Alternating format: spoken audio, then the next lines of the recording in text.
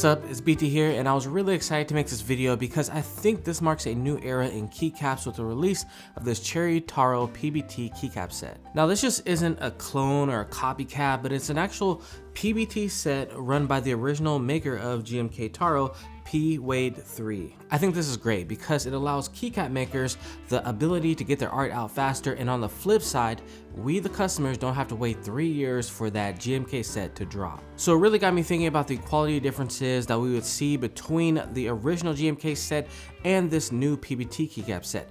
Do we really need to wait 3 years for a keycap set that we might not even want by then? Let's talk about it. Let's start with the pricing. On the PBT, it's way better than GMK. The Cherry Taro set will set you back $95, and you'll get some of the original novelties in the kit as well. And on top of that, you'll get some of the arrow keys from the accent kit from the original GMK set. Now, when I purchased the GMK Taro round 2, the base kit was $110, the novelties were an extra $45, and then the accent kit was another $45, coming out to a whopping $229.49 after tax. Oof. Now, while you don't get some of the color spacebars that you would get with the GMK accent set, you do get some of the accents like the arrow keys, like I said, and it'll save you roughly around $105 total going the PBT route. That's just crazy. It would be awesome though to see them add some more kits or color spacebars to the PBT Taro in the future. In this set, you'll get 177 keys here, so you'll be able to fill out any keyboard of your choice. This is important because there are very few PBT sets that come with enough keycaps to fill out different sizes of keyboards, from like a 40% with like a split spacebar to a full-size keyboard with all those extra keys that we never use. And of course, these were in stock and they were for a while, but they recently sold out, but they are on track already to be restocked in a few months instead of a few years like GMK. A lot of people are opting to wait for extras, but man, those are expensive at $185 to $200 for a base kit alone. So this way it makes PBT way more enticing. So let's talk about the packaging. Now GMK switched over to that potato tray, and every time I've got them, they've been a mess. They've been everywhere, keycaps everywhere, on the side of the box. In this package though, to my surprise, they're actually better than the box and tray that the Taro PBT ones came in. At the end of the day though, both of these won't amount to the original GMK trays. Sadly, those are goated. One thing I was excited to do was to compare the colors of the GMK to the PBT. I wanted to see if these new keycaps could capture the magic of the original GMK set. Now, normally the benefit of ABS over PBT is that they can produce brighter colors than PBT. And I'm happy to report though that these look spot on with the original. Both the light and dark purple, the yellows look really similar. You'd have to stare at them for a while to really see the difference. It looks slightly darker than the original to my eye. The teal again looks very vibrant. In most pictures, I can't even tell the difference when people are posting GMK or Taro anymore. And that's a good place to be. Novel keys, if you're watching this, I want a refund for my GMK Taro set. This is just way too close to the original, but in a good way. Overall, the Taro PBT really impressed me with everything from the arrow keys to the boba accents to the main colors of the keyboard set. One thing I do want to mention is that ABS does have styrene in it, hence the S at the end. So styrene gives it a naturally shinier look before you even touch the keycaps, whereas PBT has more of a dry look. So that's something to consider, but you can only really see it when the light hits the keycaps the right way. Now let's talk about the legends. One of the main selling points of GMK sets is just how clean their legends are. The legends are a bit thicker on the PBT version of the Taro, and to me, they look slightly less clear. I wouldn't complain if I didn't actually see them next to the original GMK set. These are die sub PBT keycaps, not double shot PBT. Double shot is known to be a little bit cleaner than die sub legends, which kind of explains that not so clean look here. While they aren't perfect, you really have to look to see some minor imperfections of the legends. Again, I don't think that the price warrants going up to that GMK price anymore. Now the PBT is usually a bit rougher and more resistant to shine versus ABS. GMK ABS is denser and higher quality than the stuff that you see on like a Razor Black Widow. It's not even close. The Taro PBT texture is quite smooth compared to a lot of the PBT keycap sets out there. You can tell that they're really trying to mimic the feel of GMK here. It's smooth to the touch. Only when you're typing can you really feel that slight difference in roughness. This is awesome because not only will you get that nice smooth texture, but you also get the added shine resistance over the GMK ABS. Now, although GMK does do a better job than most ABS at warding off shine, they do get shine after extended use.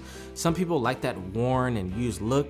Don't shoot the messenger, but there are some people. Now, one thing I noticed was that the PBT versions are a little loose on my switches. None have popped off, but they don't give that Gorilla Grip that GMK has on the switches. With GMK, sometimes it feels like I'm gonna break off my stem. Wait, actually that has happened to me. Next, I was curious about how PBT would sound versus the GMK ABS. I personally love the sound GMK makes. That's a huge part of why I get them. They sound deeper to me, while PBT keycaps are usually louder and thockier. So what I did is 2 sound tests, well 4 in total, comparing GMK versus the PBT sound, both on a tactile board using some Penguin tactile switches and both on a linear board using some Marshmallow switches. Enough talking, I know what you came here for, let's drop it.